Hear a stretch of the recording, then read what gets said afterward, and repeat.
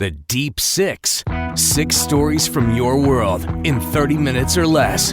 Hosted by Patty Steele and Steve Cochran. The Deep Six is on. You are listening to The Deep Six, and we are so incredibly grateful that you're here. I'm Patty Steele in New York City, and my wonderful friend Steve Cochran. Where are you? Where the hell are you? I'm live from my office in Chicago, the suburbs. But, you know, you've been in New York, me being in Chicago. We have the majority of the country covered, the parts that matter. Right. Yeah. Get beyond the Mississippi. We're kidding, of course. We love all of you. Right. This is the Deep Six. And what we attempt to do is find 6 incredibly compelling stories to tell you and to discuss between ourselves. Steve does the comedy part. I do the depth. Well, wait a minute. You know what? They'll be the judge of whether or not I do the comedy part. But 6 stories, bang, bang, bang, bang, bang. You want to get started? Yeah, I do. I want to let people know to stick around for all 6, because we have some really amazing stories coming up, including a way to find out how much longer you're going to live and whether or not you even want to know. We're going to also talk to you about dealing with stress, a really unique kind of fun way to deal with stress. So that and 4 others are what we're going to be talking about. Yeah, the best place in America to eat cheese. And who doesn't love cheese? You know what? There is no bad place to eat cheese in my world. That's how I feel. That's how I yeah. feel. Exactly. I don't care where I am. I'll eat cheese. I'll sit on a plane and unwrap those little plastic containers. I'll eat that cheese. That's me. You're the one. Yeah.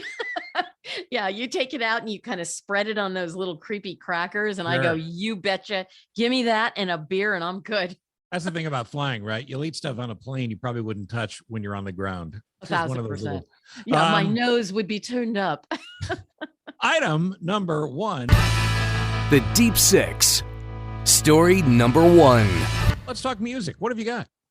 Well, speaking of people getting on a plane, we all know that Adele canceled her, or supposedly postponed indefinitely, her run in Vegas for her residency. And it was 24 shows over the course of 12 weeks. That doesn't sound like a lot, but that's a big commitment. That's a huge commitment, particularly for someone who has stage fright. She Right. has, and we've always known that about her. She's terrible stage fright. And for her, you know, to even promise like 2 days in London, I think she had a four concert run in London some years back. And at the last minute said, oh, my vocal cords hurt. And she said, but once they're okay, I'll redo it. 4 years later, she still has only done 2 of those and really struggles with being on stage. And one of the newspapers in London, the Daily Mail, said, you know, the problem with her is she is a studio performer. She's not a stage performer. She hates the stage. She hates audiences. They frighten her terribly. The problem is she collected $50 million in advance sales on these tickets. And a lot of people made air reservations, hotel reservations. People were there. People had tickets. flown. She canceled it 24 hours in advance, less than. Right. And so, but what she said was, well, she said, this ain't easy. You know, I had to cancel because half of my crew got COVID. Well, as it turns out, that wasn't really the case. She had a big explosive argument with the woman who did the staging for the show, who, by the way, had done her 2016 concert run and is very, very well respected. And she basically just completely panicked at some of the ideas. There was like a 60-person choir. She didn't want anybody else on stage with her. She wanted to come out and sing. And that's not Vegas. Vegas is all about, you know, give them a show. Giant show. And, you know, and they had this pool of water that she was going to rise up out of. So it looked like she was walking on water. And she said, it was just an old baggy pond and I wasn't going to do that. And she just panicked and that was it. They just. So am I overreading this? Because to me, it feels like she has panicked for what she committed to. And she doesn't know how to say, I want out of this. Yeah, she doesn't know how to say this frightens the shit out of me and I am not going to do this. She just She was trying to come up with all different reasons why she felt. She had them rip out of the Coliseum at Caesar's Palace, rip out all of the video equipment, all of the audio equipment, and put new more state of the art, apparently, equipment in. A lot of that didn't arrive in time, which is one of the reasons she said she had to. So all of this stuff went on, and and everybody's angry. And although there are some people who understand, but really at the end of the day, and this is kind of at the base of so much of what we talk about, mental illness is so real and so much a part of so many people's lives, and sometimes it's crippling. It's crippling, and you can't even admit that that's what it is, that there is just this completely frozen sense of fear of doing something that you don't know how you're going to get from where you are out onto, whether it's that stage or a new job or a transition in life. You just cannot, you freeze. Okay, so let me ask you this, because you know this business very well. Mm-hmm. She has been very open and honest about coming from nothing, right? About how lucky she's been, that she was Right. gifted with this voice. She's worked very hard to get there being at the top of her game. And now this is really, as far as I know, her first big bump in the road. And I'm a huge Adele fan. Uh-huh. Because of her talent, can she get beyond this? Because one of the things she's talked about, which is why we're speculating here, is she's been very honest about depression and about her concerns and all that in the past. Can she admit this, say, I'm sorry, deal with the legal side of it and move on and still be Adele? Or is this a big hit? You can't take away her incredible talent. And it really is going to boil down to the fact that there are fans who will say, I love you, I understand, and I'm still here for you. And there are going to be people who are furious because they've spent thousands of dollars to get themselves to Vegas, and all they're getting. At one point, she was doing like FaceTiming with a bunch of people, and she told them, I'm going to make sure all of you get drink tokens. Well, it turned out she was talking to a bunch of people under the age of 21 who couldn't drink, but they were in Vegas because they loved her and they wanted to see her. I think she's got some work ahead of her, not just to rebuild her fan base, because I think most of them are still fans, but to deal with this incredible freezing ability to do what it is she kind of needs to do to continue her career. Well, you look at Whitney Houston. Whitney Houston was famous for two things: just an angelic, incredible voice, and she couldn't dance. If you ever saw Whitney Houston in concert, she would even play in the round where she'd just stand still and spin around. Right. She could move around, move her hands, move her face. She did not dance. She did not give you that show thing. Right. There's nothing wrong with Adele saying that's who I am, but you have to know what you're getting into. And it would seem that at this level, and by the way, she's now, at least last word, dating a guy who is a huge talent manager, mostly sports, show business. Yeah.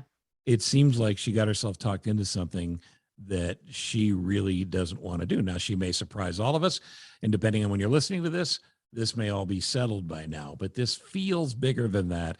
And this feels like a reflection of her honesty in the past, that she doesn't want to do what she doesn't want to do, not because she's a diva, but because she can't work that way.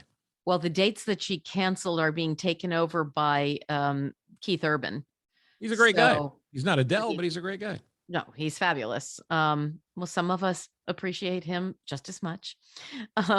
But so she will have to get moved forward, and I'm sure they will find space for her if she decides to do it.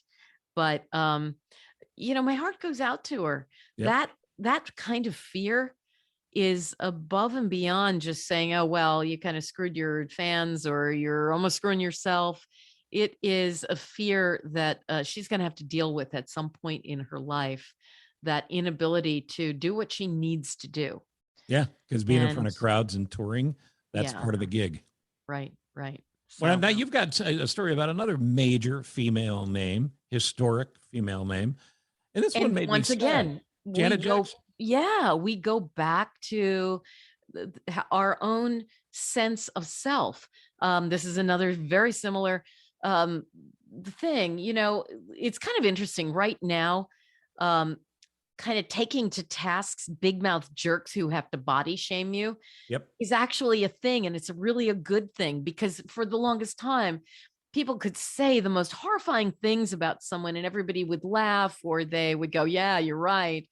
And it didn't used to be that way, that people, could say, wait a minute, and you can't do that to me. And in this new documentary about Janet Jackson that has just come out, she says that her brother Michael used to bully her about her weight when she was just 11 years old. That was when she started putting on weight. She had a lot of stress as a little girl because she'd gotten a role on the show Good Times. Mm-hmm. And she said, I'm an emotional eater. And that soothed me, which I'm kind of with her on. Mm-hmm. Nothing like chowing down. Oh, I get that. She says there were times when Mike, I never heard him called Mike before. Mike used to, call me all kinds of names and tease me. He called me a pig, a horse, a slaughter hog. I never got called that by my brothers. A cow. She said he'd laugh about it and I would laugh, but she said deep down inside, it was incredibly painful to me. She said, when somebody points out that you're too heavy, even if you laugh about it with them, it really affects you, especially when you're a little girl. He was 19 at the time, so he was kind of a kid.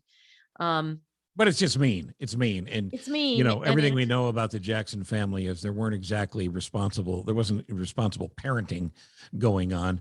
And this would have been in the mid 70s.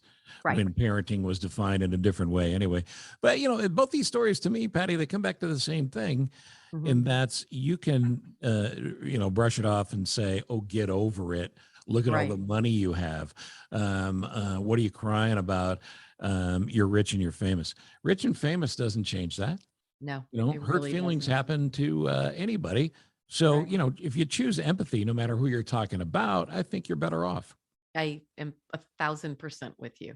So, yes, it's that. And it's also, it goes back to the individual. Boy, it is so essential to be able to look in the mirror and just love yourself. Yep. Love what's inside. Quit worrying about the exterior. Because the interesting thing is, if you take care of the interior, the exterior will take care of itself, or help you. You will help yourself take care of that. And you'll be as beautiful as you need to be. Well, thank you for noticing. Yeah, well, look, I'm sitting here looking at probably the most stunning man on earth. No question. And it's not just because you have a bad Zoom connection. The Deep Six, number 2. I don't know if you're hungry, but let's talk about McDonald's for a second. And McDonald's has been a little late to the party when it comes to social media and menu hacks. And by menu hacks, we're talking about all of these fast food places that most of America goes to. They have secret menus. Oh, secret menus, meaning you can ask for things. Right. That you don't see on the menu. Yes. And a ton of it's on Reddit. You can find it all over the place. Well, McDonald's is all in now. This is a story from CNN. And McDonald's is all in with new menu items that have been asked for by people at TikTok, or on TikTok, I should say. Here's a couple. The hash brown McMuffin. The hash brown McMuffin. That sounds delicious. It's 2 hash browns. That's your bread. And your sausage and egg are in between the 2 hash browns. And you hopefully have a napkin nearby. There is the crunchy double. Okay. This one I can't get behind. It adds chicken McNuggets to a cheeseburger. Ew. No. That's kind of bizarre. When you bite into it, won't the nuggets fall out the side? I would think. Yes. I would absolutely think. Okay. That would be the case. There's one they're calling the Land, Air, and Sea. Land, Air, and Sea. It's a chicken sandwich. Right. A Big Mac, and a fillet of fish. Ugh. Squish them all together. And they also are offering up the secret hack, the Surf and Turf, which blends a double cheeseburger with the fish fillet. Now, here's the hook. You can only get these as separate items, and you have to do the construction. So if car accidents are going on near McDonald's, you'll know the TikTok thing caught on, and somebody was trying to slap chicken McNuggets on top of their double cheeseburger, and they were flying and spilling all over the car. Well, the thing that's weird about that too is it's not really a secret menu if you have to buy them separately and build Yep. it yourself. Because you could buy what is it called? A McFish. I don't know what they call Oh, it there. the fillet of fish. Oh, I'm How sorry, dare you. fillet of fish. Fillet of And then fish. you could take it across the street to Burger King and put it on top of a Whopper. I mean, it's not their secret menu. Right. It's just you kind of just mushing all their crap together. Well, I draw, which by the way is a terrible slogan. We're McDonald's, mush our crap together. I was in line at a Panera drive-through Okay. a week or so ago, and Panera. I may be way late to the party for this, but they're in a food photo before you get to the drive-through. It's like a pre-drive-through menu thing that you can look at, and it is a grilled cheese sandwich, but the grilled cheese filling is mac and cheese.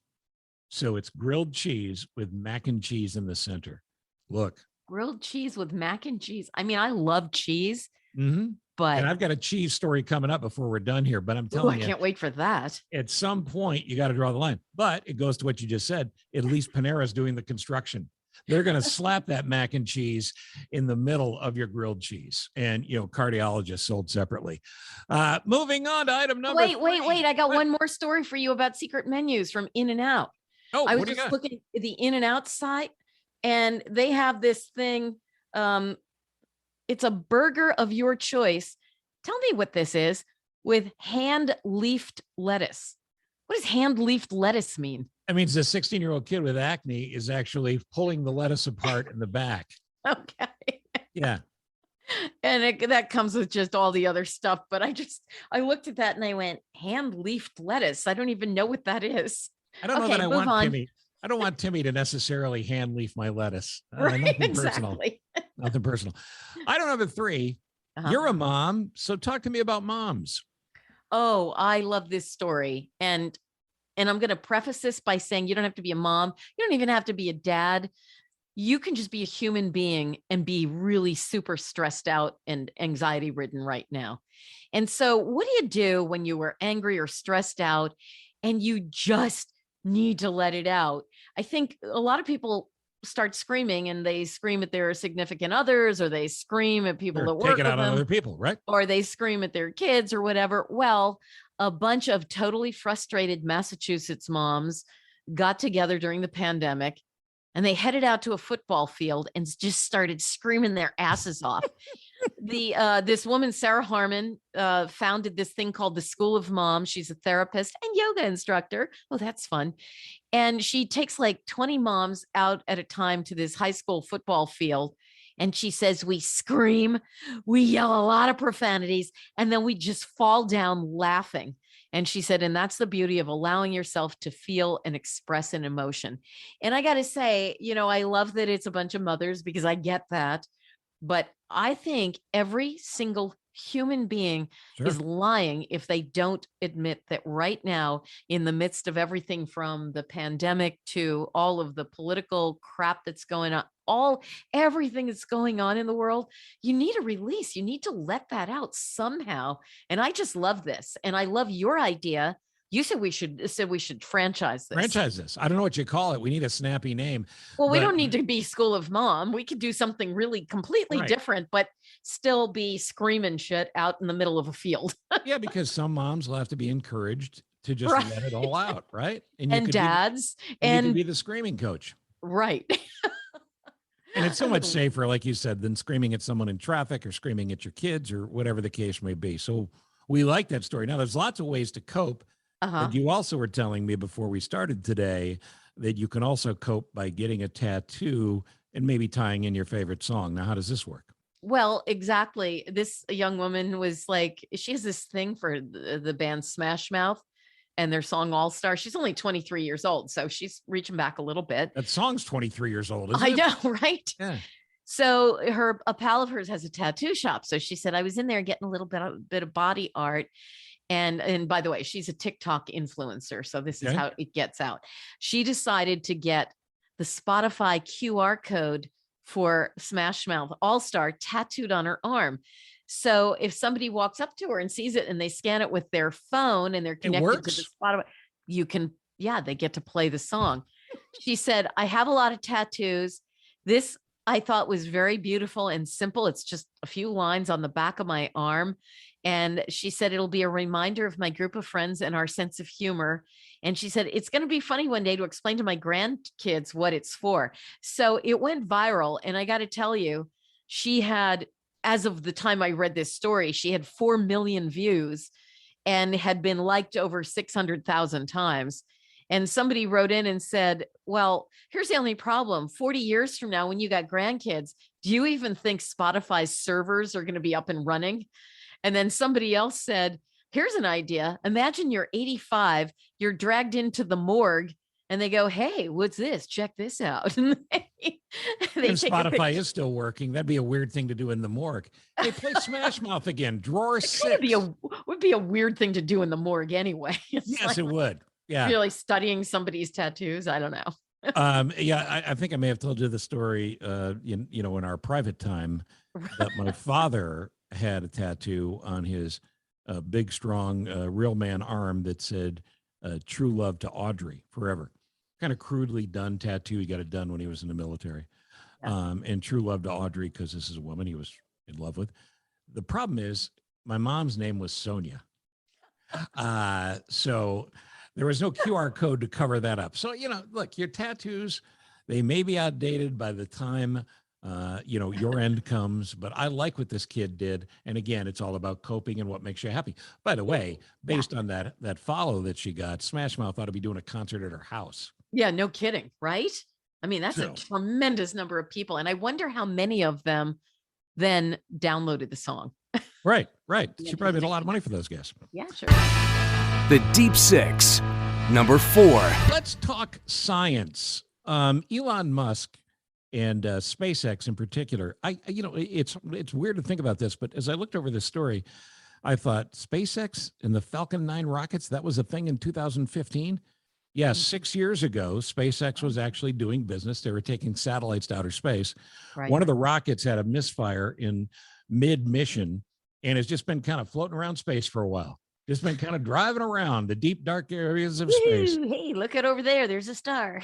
But there's a problem now. It seems that this rocket piece from SpaceX that was abandoned in high orbit 7 years ago, after it completed its mission, it wasn't so much broken off, it was abandoned. They put their space weather satellite up and they thought, well, this thing will just stay in orbit. Turns out not so much. It is dropped into a gravitational pull that's going to take it on a path directly to smash into the surface of the moon. And they even know the date that it's going to happen. It's coming up in early March. So my question is, can the moon sue Elon Musk? You put a big dent in the moon, seems like Elon Musk got to have to pay for it. I kind of think it's very cool crashing into the moon. I'd like to crash into the moon. You know what? That's the way I want to go out. I want to be on an Elon Musk rocket and I want to crash into the moon. I kind of like that. Well, here's the thing. The rocket supposedly is going to explode on impact. It's going to happen March 4th. So just make sure you don't have your group of screaming moms on the moon at that time. No, we'll explode long before we hit the moon. So now one other science item that's percolating out there is it's kind of grim, but I know some people would like to know, when are they going to expire? How do we do that? Yeah, that's the question. I don't know if I would take this test or if I just kind of want to let it just happen naturally. But they're saying that a simple eye test may provide you with a clue into how long you have left to live. Doctors have discovered a link between the biological age of your retina and your risk of death. Of course, the retina is this little membrane at the back of your eye, and they say it begins to deteriorate when you hit middle age. So we got a long ways to go. Exactly. The study found that people whose retinas were, quote unquote, older than their actual age were more likely to die in the next 10 years. Wow. Well, great. I'm signing up for not taking that test. I don't want that test. I'm signing up for not taking it. Right. I'm signing up for saying, no, thank you. Well, here's the other problem with it. You take the test. Does your insurance company have access to that info? No. Because you got life insurance. Maybe they say, oh God, we've just decided to cancel your life insurance in 8 years.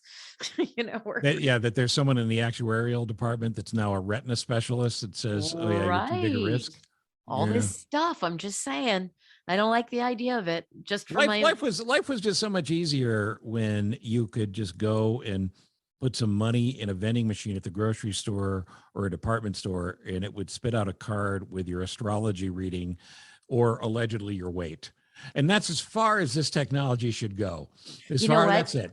It's so funny. I was in St. Augustine, Florida at the Ripley's Museum. They have that machine. My glittering trip to the South. Sure. And it spat out a card that, like, for several years disturbed me, and it said, "You are not a lucky person." Wow. It's like, who the hell printed that out and put it in a machine and let you put a quarter in and get that information? That's a little rude. Yeah. And I'm sort of lucky, but maybe not. Now I'm wondering. Several years ago, I was working on the radio in Baltimore, and there was a very nice sort of upscale Chinese restaurant on the Inner Harbor that we liked. We went to it, and I got my favorite fortune cookie of all time, because this is sort of along the same line. And I opened it up and I looked at it, because I never eat the fortune cookies. I just want to see. Yeah, totally. I don't eat them either. Yeah. So I opened the fortune cookie, smash it, open it up. I look at the piece of paper, and it said, "Time to reorder from Bob's Fortune Cookies." So I told the waiter, I go, "I think this one's meant for management. This one's probably not the one that I was supposed to get." I can do you one better. I got one recently that had no fortune in it. So maybe that goes back to me not being a lucky person. Wow, no, that's a free meal. If you ask me, that's a free meal. It should be, right? Yeah. The Deep Six, number 5. You are here to explain one of the great mysteries of modern life, and that's why so many people are leaving their jobs and quitting, and it's not so apparent, at least not as apparent as we thought it was. Oh, my Lord. In since November or something, or in the month of November, 4.5 million people quit their jobs. And we're trying to figure out, like, why are they quitting? Is it pay? Well, it turns out pay is not the top reason. These people, this group called Glassdoor Reviews, took a look at them, and they said toxic culture is 10 times more likely to contribute to an employee leaving their job than the salary they're making. They say toxic culture includes not prioritizing diversity, equity, and inclusion. It includes unethical behavior and workers feeling disrespected by their bosses. So it's a warning to bosses, maybe you want to be nice to people if you want to keep them on the job. They did find that people in clothing stores were most likely to leave their jobs. They had the highest number of people leaving. And they said, but it's also hitting a ton of white collar jobs. And that toxic culture, number one. You had a great question at the end of that. Well, I was just going to say, we've had toxic culture in show business for a long, long time. Sure, it's the business. And I know the many times that I have left a job, it was a toxic culture that basically told me, you no longer work here. So I left. Right. So I may be a little narrow in my scope. You know what I'm saying? But you were saying earlier, and I think it's really true, the question is, how do you intend to keep a roof over your head? I don't understand it. I don't understand it. All these folks that have left the workforce, I don't know what you're living on. Because if you've got that 6 months or a year's worth of savings, the rainy day fund or whatever it might be called, you're spending it now. Well, I think they go, a lot of people go on unemployment and they figure, I'll figure it out when that runs out. Wow. And they'll try something different, something new. That's how I'm going to end up back on the pole if I go that route. Oh, can't wait to see that. Yeah, I could pull something that could be painful. The Deep Six, number 6. That brings us to our final item, and we always try to leave out an up note. So let's talk about cheese. Oh, I love cheese. Cheese, wonderful cheese. I didn't know there was a National Cheese Lovers Day, and we missed it. It was January 20th. Oh, I celebrated it like crazy. You did? So I'll save this source to tell you at the end, because you'll get caught up in that and not the incredible important science involved in the story. But a particular website compared 180 of the biggest cities in America based on the following criteria: cheese access, cheese quality, and cheese affordability, as well as local events where cheese was featured. I like the first and the last the best. Cheese access. Cheese access and cheese events. Festivals. Now, great word, honestly. It really is. And there are literally 180 cities ranked here. And I can give you just, a few of the highlights. For instance, did you know Paterson, New Jersey, not far from you? Not far from, I could maybe ride a motorcycle there, maybe not a bike. Came in at number 16. Big cheese town, that Paterson. Really? Is. Yeah. Yeah. Wow. And then Milwaukee, Wisconsin. Wisconsin is literally the dairy state. Milwaukee could do no better than 10th. And maybe it's because all the breweries are in Wisconsin and those people are too drunk to eat their fair share of cheese. I don't know. Exactly. But you if you're having a lot of cheese, you have to have beer with it. Yeah, you do. So that's kind of, wow, that's weird. What are you doing, Milwaukee? What are you doing, Wisconsin? You need to step up, Wisconsin. Get on your cheese bicycle or something. Yeah. Number 7 was Madison, Wisconsin. So that's fine. Wisconsin is showing up here. Wisconsin, right. But make sense of this. Number 8, Los Angeles. I was under the impression that it was illegal to eat cheese in LA in any form because it's got to be tofu cheese. Right? It's got to be fake cheese. It's gotta be, right? Vegan cheese. Number 3, San Francisco. That's got to be the foo cheese, the fancy restaurant cheese on the wharf. Right. Goat, some kind of fancy goat cheese or whatever. And the number 1 city for cheese eating, you're welcome, Chicago, Illinois. Yes, baby. That's why I'm coming to visit you. Right? I want a cheese tour. Here's where I'm going to water down my own story on cheese. Okay. This was done by a website called lawnstarter.com. Lawnstarter. Lawnstarter.com. LawnStarter, I guess I give LawnStarter credit because why would we talk about LawnStarter unless they did something like this? Right, because we're not talking lawns, we're talking cheese. LawnStarter specializes in lawn care, landscaping, pest control, and tree care. But everybody's talking about them now because they did the big cheese survey. That is really bizarre because it literally has nothing to do with your lawn. No, the only thing that would have made it better is if Rudy Giuliani had showed up to announce it, because you know how he likes to go to Four Seasons Lawn and Garden in Philly. That was the best. Yeah, so there you go. So congratulations. And I didn't get a chance to name your city, but trust me, there's 180 cities here and your cheese is probably represented somewhere. So there you go. 6 stories. And as always, Patty, I say you get the last word. Oh God, I'm trying to choose. Maybe the last word should be cheese. Ah, yes. Cheese. And, yes. Beautiful and cheese. we don't do puns, or I'd say something like Gouda for you. Yeah. Oh, yeah.